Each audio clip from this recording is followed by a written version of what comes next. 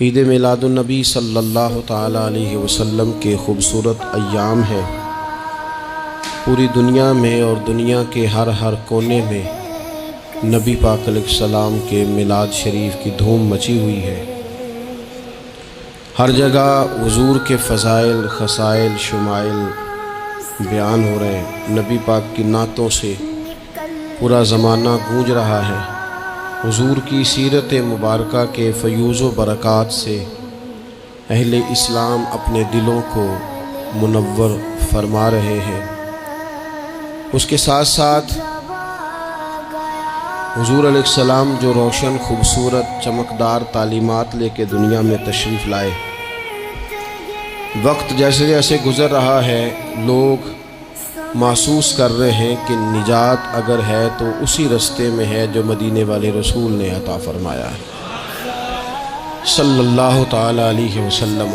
چونکہ اللہ تبارک و تعالیٰ نے خود نبی پاک کے ذکر مقدس کو بلند فرمایا ہے، اس لیے بہت سارے ذرائع، بہت سارے اسباب بن گئے۔ پہلے محافل، مجالس، میلاد کے اجتماعات کا انعقاد ہوتا تھا، جلوس ہوتے تھے۔ اب یہ کہ بڑے بڑے ٹی وی چینل اور دنیا کے بڑے بڑے نشریاتی ادارے، آپ جس طرف بھی دیکھیں گے رسول پاک علیہ السلام کا تذکرہ کرتے نظر آئیں گے۔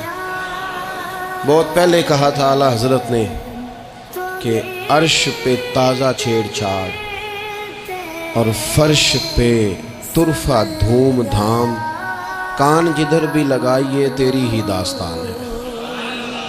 کان جدھر بھی لگائیے تیری ہی داستان ہے۔ ہر جگہ حضور کے ذکر پاک نے روشنی بکھیری ہوئی ہے۔ اللہ تعالیٰ نے جہاں نبی پاک علیہ السلام کو بڑی عظمتوں، شانوں، رفتوں اور بلندیوں سے نوازا، وہاں یہ بھی فرمایا کہ وَمَا أَرْسَلْنَاكَ إِلَّا رَحْمَةً لِّلْعَالَمِينَ۔ ہم نے اپنے محبوب علیہ السلام کو تمام جہانوں کے لیے رحمت بنا کر بھیجا ہے۔ نبی پاک صلی اللہ تعالیٰ علیہ وسلم کا وجود سراپا رحمت ہے۔ حضور کا بولنا بھی رحمت ہے، خاموش رہنا بھی رحمت ہے۔ نبی پاک علیہ السلام کا کسی کو کچھ عطا کرنا بھی رحمت ہے، اور کسی کو صبر کی تلقین کرنا یہ بھی رحمت ہے۔ حضور کسی کو خوش ہو کے دیکھ لیں تو یہ بھی کرم کی بات ہے، اور محبوب کریم علیہ السلام کبھی ناراض ہو جائے تو اس کے بعد بھی جب حضور راضی ہوتے ہیں تو رحمت کی برکھا ہی برسا کرتی ہے۔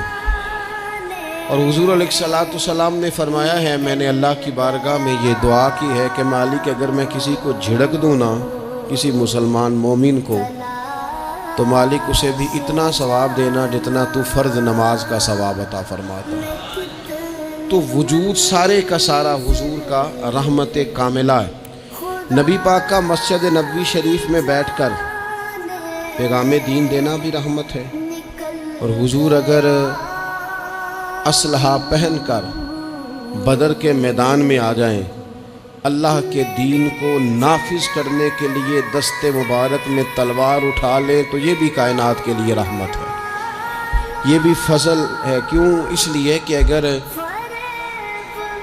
جڑی بوٹیاں کاٹی نہ جائیں تو اصل فصل کا نقصان کر جاتی ہیں۔ اس لیے ضروری ہوتا ہے کہ ایسی چیزوں کو تلف کر دیا جائے جو انسانیت کے لیے نقصان کا باعث ہے۔ اللہ تعالیٰ نے نبی پاک علیہ السلام کے وجود کو سراپا رحمت بنایا۔ بدقسمتی یہ ہوئی کہ دور جب بدلا نا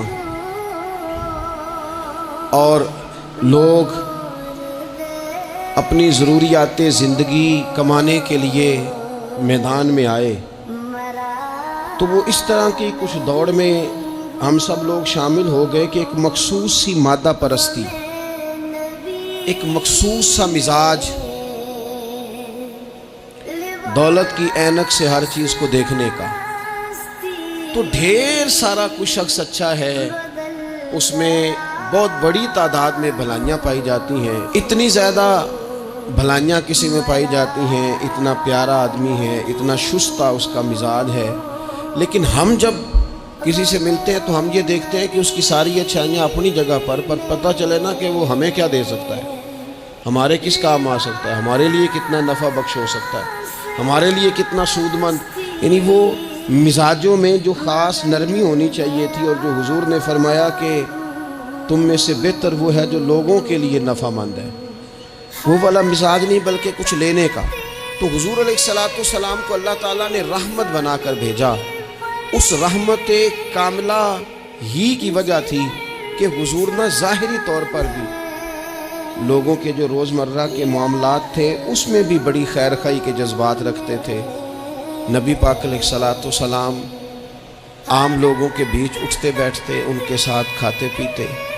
سرور کائنات کا طریقہ یہ ہوتا کہ اگر غلاموں میں سے کوئی بیمار ہو جاتا تو تیمارداری کرنے تشریف لے جاتے، صبر کی نصیحت کرتے، اللہ کے حبیب علیہ السلام اس کے لیے مناسب دوا بھی تجویز کرتے، دعا بھی فرماتے۔ حضور نے فرمایا اگر تم میں سے کسی شخص کہ ہاں کوئی خوشی کا موقع ہو تو وہ مختار ہے، دعوت دے نہ دے، لیکن اگر کسی کا انتقال ہو جائے تو مجھے خبر ضرور دینا، میں جنازے پڑھنا چاہتا ہوں۔ ایک مقام ایسا بھی آیا کہ جہاں میرے نبی پاک علیہ السلام نے فرمایا اگر میرا کوئی امتی دنیا سے چلا جائے اور ترکہ چھوڑ کے جائے، جائیداد چھوڑ کے جائے، مال و اسباب چھوڑ کے جائے تو وہ اس کی اولاد میں بانٹ دینا، لیکن اگر اس کے ذمے قرضہ ہو تو میرے پاس آ جانا، میں اس کا قرض ادا کر دوں گا۔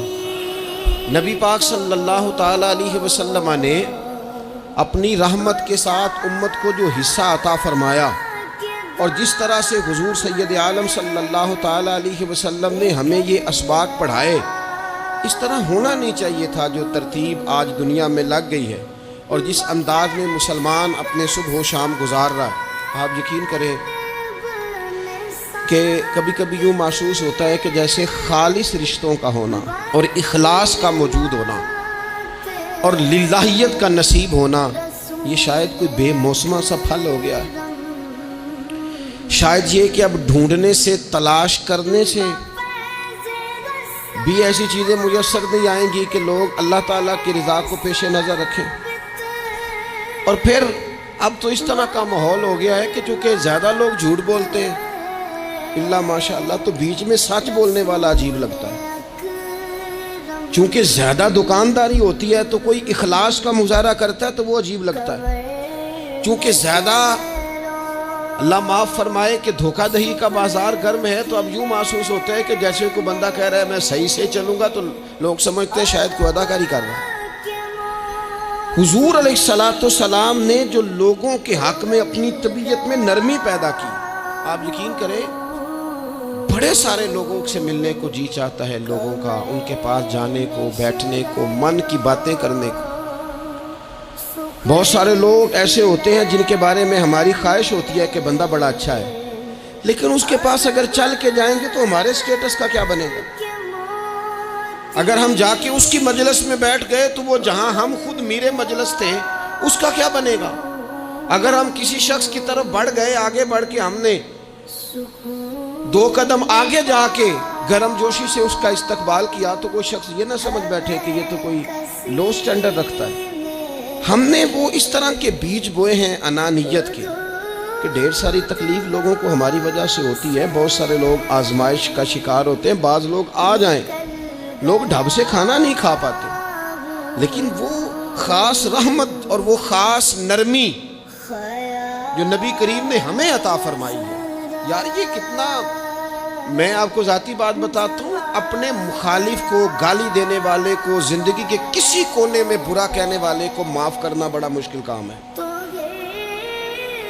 کسی شخص نے 30 سال پہلے بھی کبھی آپ کو کوئی سخت لفظ کہا ہو تو وہ بندہ سامنے آئے تو بات یاد آ جاتی ہے، یار اس نے یہ کہا تھا، باتیں کھٹکتی ہیں۔ کسی مقام پر کھڑے ہو کر کسی جگہ پر کسی بندے نے آپ کو تکلیف دی ہو، بندہ اس جگہ پہ آئے تو وہ چیز کھٹکتی ہے، لیکن یہ اعزاز صرف رحمت للعالمین محبوب کا ہے کہ حضور کے سامنے جب وہ لوگ پیش ہوئے حضرت وحشی جیسے کہ جنہوں نے پورا وجود کاٹ دیا تھا حضرت امیر حمزہ کا اور کان ناک آنکھیں نکال دی تھی، انہوں نے آ کے عرض کی حضور ہمارے جیسے گناہگار بھی آئیں تو معافی ہو جاتی ہے. فرمایا ہو جاتی ہے تو پڑھ کلمہ ہم فوراً ہی معاف کر دیں گے. اور جو فتح مکہ کے موقع پر نبی پاک علیہ الصلوۃ والسلام نے فرمایا ہے نا، فتح مکہ کے موقع پر، وہ تو بات ہی بڑی انوکھی ہے. انہوں نے کہا تھا آپ ہم سے کیا سلوک کرنے والے ہیں؟ تو فرمایا سلوک کیا کرنا ہے؟ جو پیچھے ہو چکا ہے نا اس کا ذکر بھی نہیں کرنا.